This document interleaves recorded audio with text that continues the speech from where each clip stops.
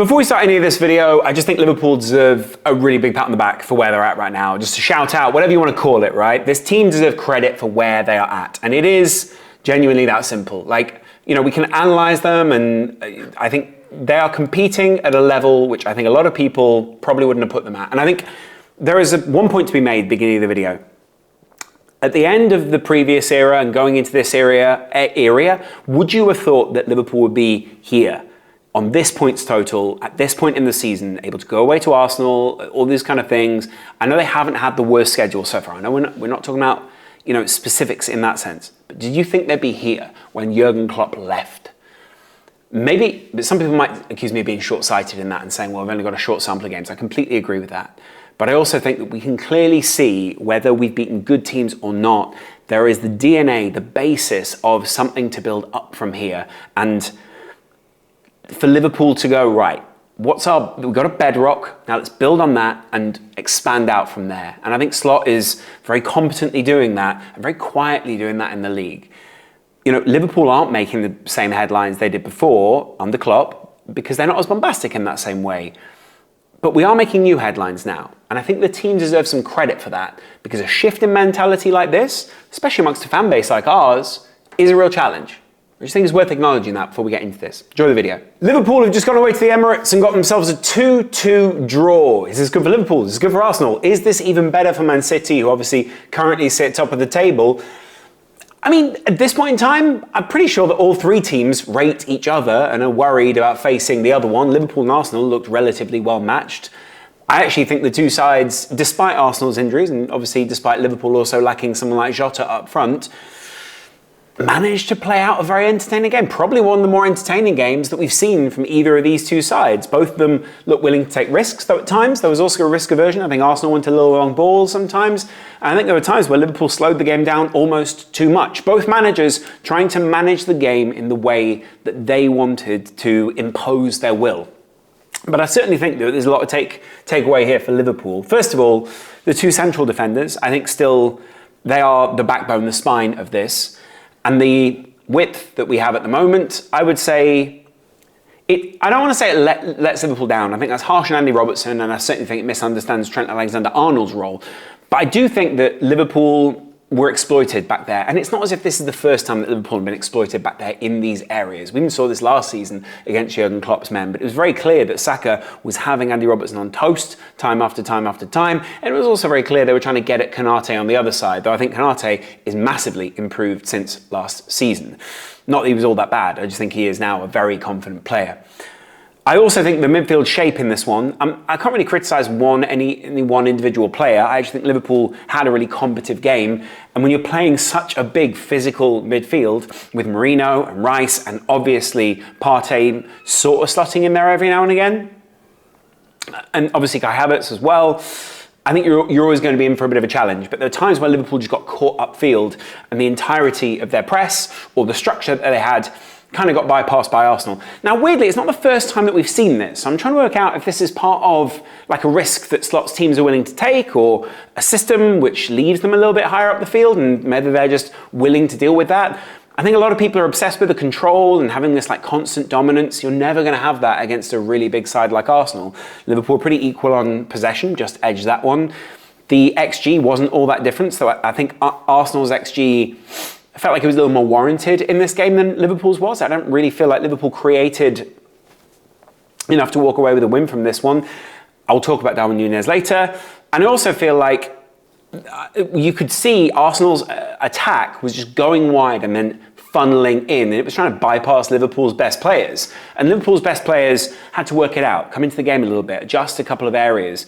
And, you know, I really enjoyed some of the play. I thought Gravenberch still read the game really well. I think McAllister was imposing himself physically. I still think he's a lot more than that. And there are times where I wonder if we're taking away from the game that he has. But I also thought Curtis Jones, there are a couple of times where Jones got caught out for being Jones, but he also kind of gets paid for the attempt and he gets paid for the risks that he takes and the carries of the ball and the passes he attempts to make. And I think he's still moving into that, like still learning that position. To start in this massive game against Arsenal is a massive stamp of approval from someone like Slot and saying, yeah, this guy's really growing into this area. It's good competition between those. I think it's good competition between three players right now. Jones, McAllister and Szoboszlai, all because they bring very different elements to the midfield. And that I only think can be healthy.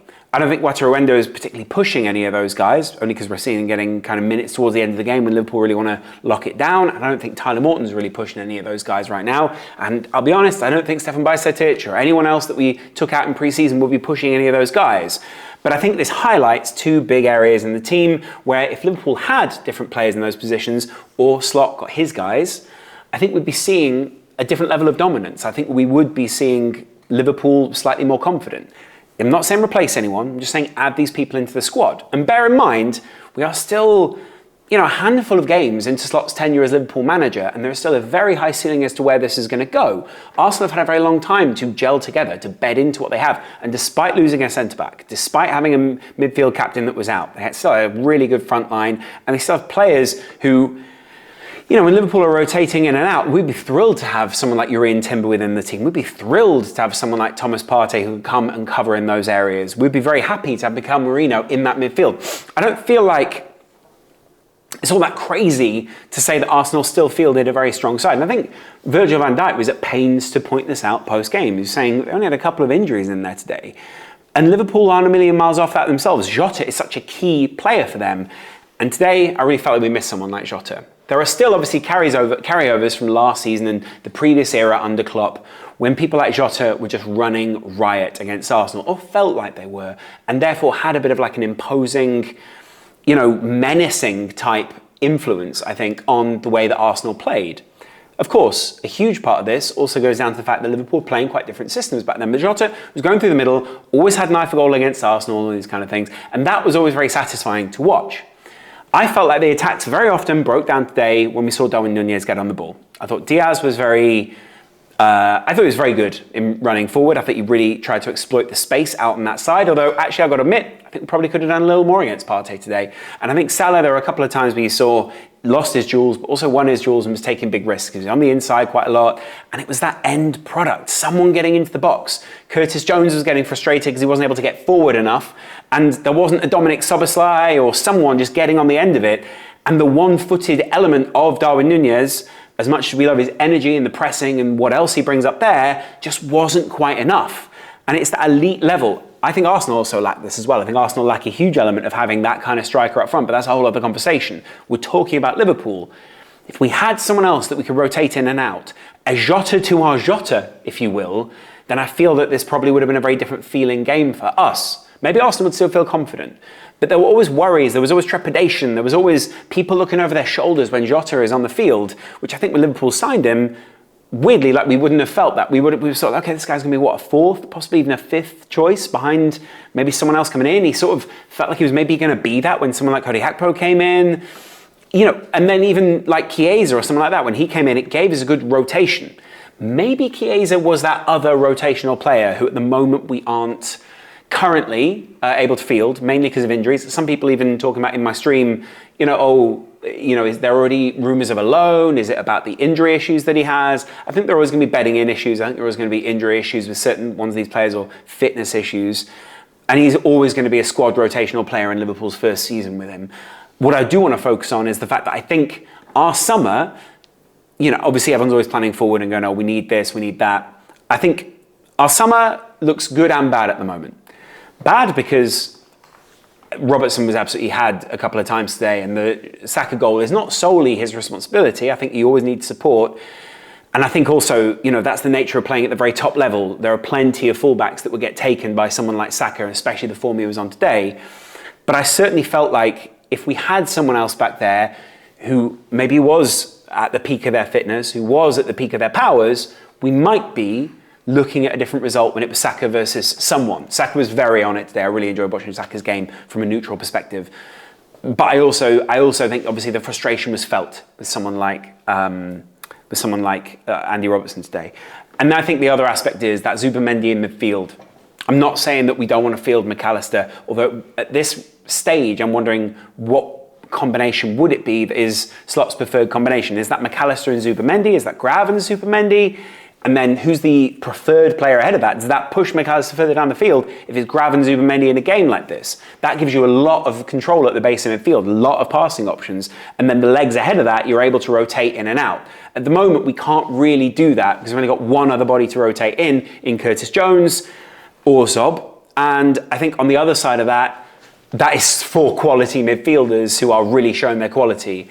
These are new positions for each of these guys, though some of them are returning to positions that they obviously would have felt more comfortable in previously, like Gravenberch. And obviously, I think McAllister as well playing as part of that. I wonder if he's a little better further down the field, facilitating, but it's a Slot decision.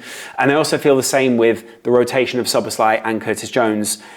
When we have Nunez on the field, they feel like they're negated a little bit, and there are times where you want someone who's a bit more combination style. There are times where the combinations just break down, the congestion and the positions don't quite work for Liverpool. And again, it's not blaming Nunez. I'm sure he's a fantastic player, but there's this instinctive thing that you can't really take advantage of for a team who are in a mid-block and sometimes even a low block and then looking to break. Of course, both teams have one come from a corner or a free kick, kind of a set piece that's very cross it in, and the others had it from that open playish kind of element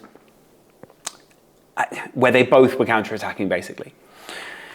It's frustrating to look at Liverpool getting opened up so easily. It's frustrating to look at, those guys on the corner, on the free kick that they had, having Merino just wide open and free. I think that's very frustrating for me. The other one I can kind of forgive. But then there were sort of moments where, and I think this is kind of where the difference happens at the top level, and both managers kind of betting on this, is I'm going to diminish what it is the opposition can do, and then we're going to try those brilliant individual moments. Today, again, I think some of those individual moments broke down when we got to the point of it got to Nunez in the build-up play. Or it got, Curtis Jones wasn't quite in the position we wanted him to be in because he was needing to do too much at the back, or there were times when Nunez was playing someone said inverted right back in my stream, and that was kind of frustrating for me. I was like, if we saw Jota there, maybe we feel like it's a role. But for Nunez, sometimes it can feel almost a bit too busy, a bit too chaotic, a bit too involved. I don't know, that's the frustration for me. Kelleher, probably not at,